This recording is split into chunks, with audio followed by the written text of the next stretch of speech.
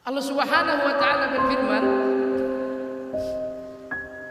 "Wakhfid lahuma janahadz-dzulli minar rahmah." Rendahkan dirimu di hadapan orang tuamu, rendahkan. Engkau berpendidikan tinggi sampai ke luar negeri, ibumu hanya orang bodoh yang tinggal di desa. Namun Allah mengatakan, rendahkan dirimu di hadapan ibumu. Engkau pejabat tinggi dan pegawai negeri, sementara ibumu hanya petani miskin di sudut kampung. Kata Allah, wakhfid lahuma janahadz-dzulli minar rahmah. Rendahkan dirimu untuk kedua orang tua. Suatu hari Bunda Imam Abu Hanifah menjumpai Abu Hanifah. Ibunya mengatakan, wahai Nu'man, karena Abu Hanifah nama aslinya adalah Nu'man bin Thabit. Ibunya mengatakan, wahai Nu'man, apa hukumnya ini dan itu? Ibunya datang untuk bertanya hukum.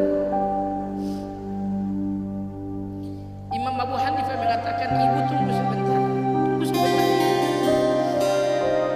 Abu Hanifah memanggil muridnya Abu Yusuf. Setelah Abu Yusuf mendatang, Abu Hanifah mengatakan, wahai Abu Yusuf, ibuku bertanya, tolong kau jawab. Akhirnya Abu Yusuf menjawab pertanyaan ibu dari Abu Hanifah. Abu Yusuf bertanya, wahai Imam, engkau adalah guruku. Kenapa aku yang harus menjawab pertanyaan ibumu? Abu Hanifah mengatakan, Allah berfirman, wakhfid lahuma janahadz-dzulli. Rendahkan dirimu di hadapan orang tuamu. Sekiranya aku menjawab pertanyaan ibuku, seolah-olah aku telah menjadi guru bagi ibuku, dan aku tidak mau meninggikan diriku di hadapan ibuku. Oleh sebab itu kau jawab, aku tidak mau menjadi guru bagi ibuku. Karena Allah memerintahkan setiap anak untuk merendahkan diri di hadapan orang tuanya. Maka jamaah sekalian, tidak ada yang betul-betul memahami hati dan perasaan orang tua ini kecuali Allah Azza wa Jalla. Allah berfirman kepada anda setiap anak, wakhfid lahuma janahadz-dzulli minar rahmah. Rendahkan dirimu kepada keduanya. Jangan menonjolkan dirimu yang banyak harta di hadapan orang tua. Jangan menonjolkan kecerdasanmu di hadapan orang tuamu, pangkat dan jabatanmu yang tinggi. Lupakanlah itu di hadapan orang tua. Wakhfid lahuma janahadz-dzulli. Rendahkan dirimu di hadapan keduanya. Jemaah sekalian yang saya hormati, sekiranya anda tidak tinggal bersama kedua orang tua, anda tinggal berjauhan dengan kedua orang tua, usahakan setiap hari menelepon keduanya dan buat keduanya tertawa. Apabila datang pagi, telepon orang tua, telepon ibu-ibu, ajak dia berbicara. Setelah dia tertawa, tutup telepon. Allah Subhanahu wa taala, Nabi sallallahu alaihi wasallam bersabda, ridullah fi ridul walidain wa sukhtullah fi sukhtil walidain. Keriduan Allah untukmu, wahai para anak, terletak pada orang tuamu, dan kebencian Allah terhadap dirimu pun terletak pada kebencian orang tuamu. Usahakan jamaah sekalian bahwa anda tidak memasuki hari yang baru dalam lembaran usia kecuali setelah berbicara dengan ayah, dengan ibu. Telepon mereka, buat mereka gembira.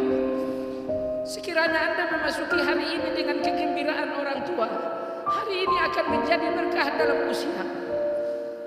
Saya yakin jamaah sekalian, hari ini tidak akan menjadi hari yang naas buat anda. Sekiranya hari ini anda masuki dengan kegembiraan orang tua, esok hari, lusa dan selanjutnya pun tidak akan pernah ada hari naas itu. Tidak akan pernah ada hari mana petaka itu sementara Anda memasuki hari-hari ini dengan ridho dan kegembiraan orang tua. Orang tua kita kadang-kadang gak mau tinggal bersama kita. Dia lebih bahagia dengan rumah reotnya. Rumah reotnya di desa jelek sekali, tapi dia lebih bahagia tinggal di rumah ini ketimbang tinggal bersama kita. Kenapa jemaah sekalian? Rumah yang reot ini penuh dengan cerita. Betapapun rumah ini sangat reot, tapi disinilah cerita tentang kita. Disinilah cerita tentang kehidupan kita berawal. Ibu kita tidak ingin hidup di rumah kita yang sangat bagus dan mewah. Ibu kita ingin mempertahankan sejarah dan cerita yang sedemikian lama. Cerita tentang kita, cerita tentang adik dan kakak kita, bahkan cerita tentang ibu dan ayah kita. Oleh sebab itu sebaiknya ibu tidak mau tinggal bersama anak-anaknya, namun demikian baik. Jangan siksa ibu dengan kerinduan.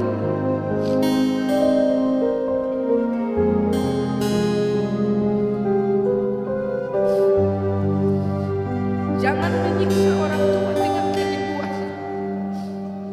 Kapanpun orang tua menginginkan untuk pulang, pulanglah, tinggalkan pekerjaan, tinggalkan istri, tinggalkan anak, kembali.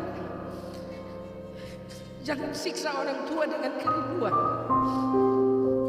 Dia telah tersiksa untuk mengandung kita. Dia pun telah tersiksa untuk melahirkan kita. Dia telah tersiksa sewaktu menyusui kita. Anda tahu jemaah sekalian, ibu kita sering menanggung lapar agar kita kenyang. Dia sering berdusta untuk kebahagiaan kita. Berdusta. Ibu kita pendusta. Dia sakit, kita katakan ibu sakit. Dia mengatakan tidak, aku tidak sakit, padahal dia sakit. Ibu kita lapar, kita bertanya ibu lapar. Ibu mengatakan tidak, aku sangat kenyang, makanlah. Anda tahu jemaah sekalian, dia lapar, tapi dia berdusta. Dia mengatakan saya kenyang, hanya agar kita puas dengan makanan itu. Sakit sekali ibu kita dengan penyakit, tapi dia selalu berdoa tidak terjadi. Baik-baik saja. Bahkan kita khawatir dengan kesehatannya, kita kembali. Dia mengatakan kau datang, kau tinggalkan anak-anak. Bagaimana pekerjaan? Bagaimana dengan istrimu? Ibu baik-baik saja pulang. Dia berdusta. Kita pun kadang-kadang terlalu bodoh memahami dusta ini. Dusta kita anggap memang demikian adanya. Akhirnya kita kembali untuk pekerjaan, untuk anak-anak dan untuk istri. Ternyata ibu yang mengatakan dirinya baik-baik saja hanya berdusta. Kita kembali, ibu kita pun wafat. Jemaah sekalian yang saya hormati, oleh sebab itu, kalau masih ada keduanya, berbuat baiklah. Jangan siksa keduanya dengan kerinduan, dan jangan terlalu percaya dengan dusta mereka. Mereka berdusta hanya untuk kita tertawa. Seolah-olah ibu-ibu ini jemaah sekalian mengarang demikian banyak dusta agar kita tenang dengan keadaan dirinya. Jemaah sekalian, sekiranya boleh berdoa, kita ingin berdoa untuk keduanya. Ya Allah, ambil kesehatan ini untuk keduanya agar keduanya tidak akan sakit. Ya Allah, sekiranya ada usia yang lebih panjang untukku, ambil sebagian usia ini untuk keduanya agar keduanya lebih lama untuk merendah kehidupan ini. Ibu kita jemaah sekalian, bangun tengah malam, memperhatikan kita yang tidur pulas. Sekiranya Anda wafat jemaah sekalian, berapa lama anak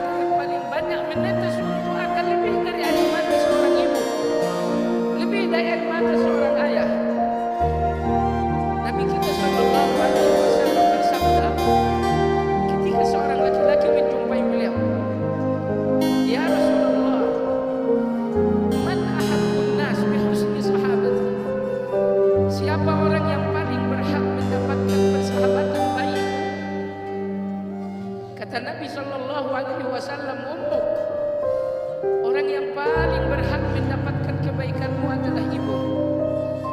Qala thumma man? Laki-laki ini bertanya, lalu siapa di urutan yang kedua? Kata Nabi Shallallahu Alaihi Wasallam, ummuk, ibumu lagi. Laki-laki ini bertanya, siapa di urutan yang ketiga? Kata Nabi Shallallahu Alaihi Wasallam, ummuk, di urutan yang ketiga pun ibumu. Qala thumma man? Lalu siapa lagi? Kata Nabi Sallam, bapak. Summa adanaka fa adanak. Lalu kemudian orang yang paling dekat dan paling dekat lagi. Nabi mengatakan ibumu dan ibu. Ibu kita melakukan 3 hal yang tidak pernah dilakukan oleh siapapun di atas dunia ini. Ibu kita mengandung kita. Tidak ada yang akan melakukan itu kecuali dia.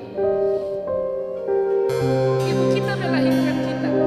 Tidak ada yang melakukan itu kecuali dia. Ibu kita pun menyusui kita. Tidak ada yang melakukan itu kecuali dia.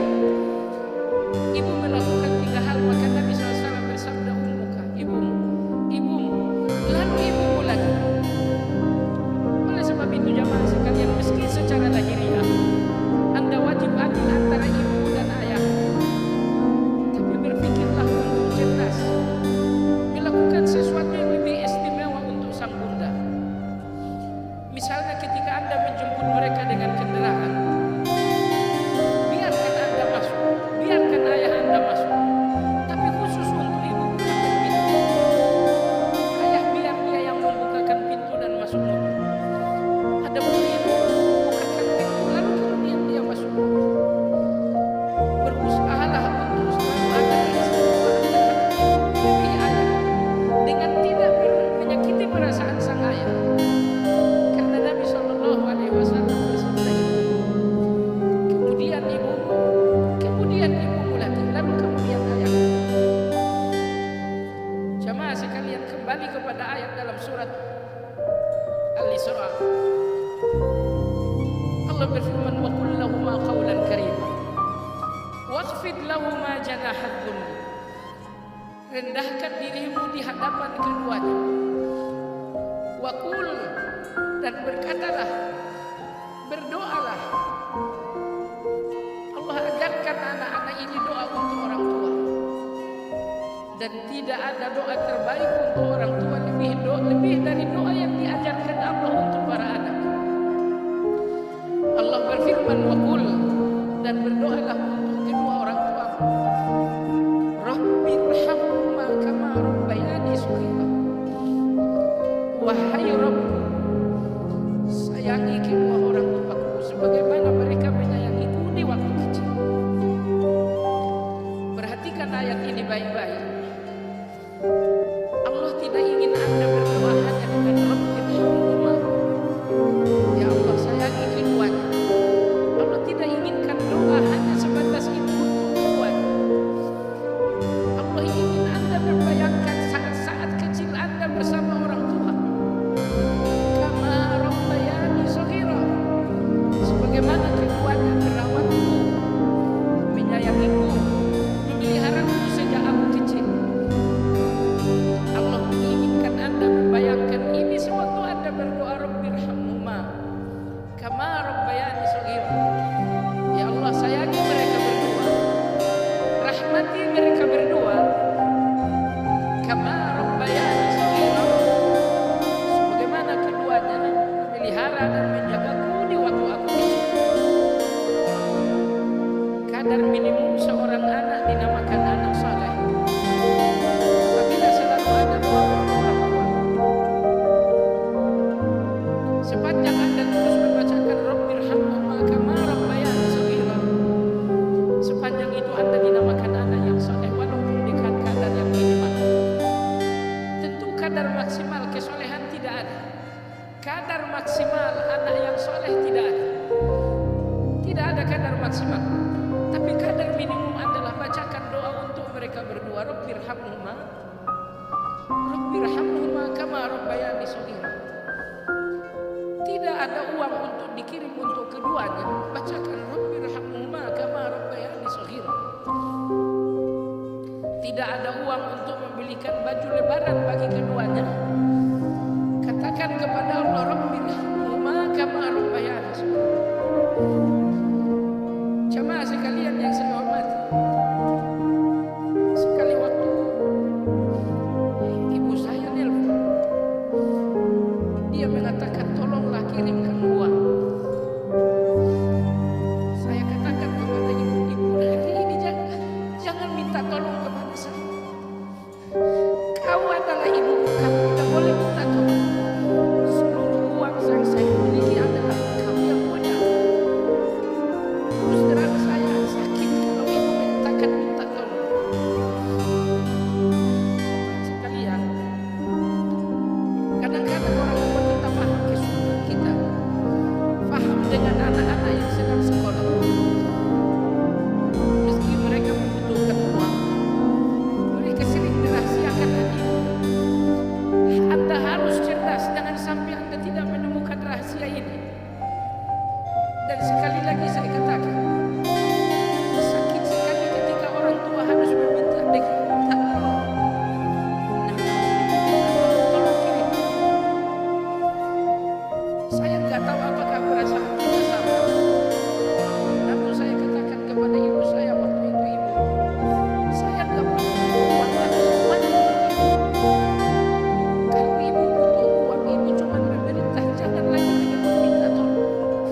Saya nggak kuat kalau dikatakan minta tolong. Apakah Anda pertolongan seorang anak ibunya yang telah bertahun-tahun menolong?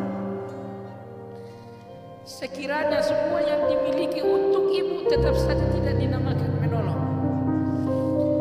Oleh sebab itu jemaah sekalian, sebagian orang ingin bersedekah. Mestinya sedekah kepada fakir, sedekah kepada orang-orang miskin.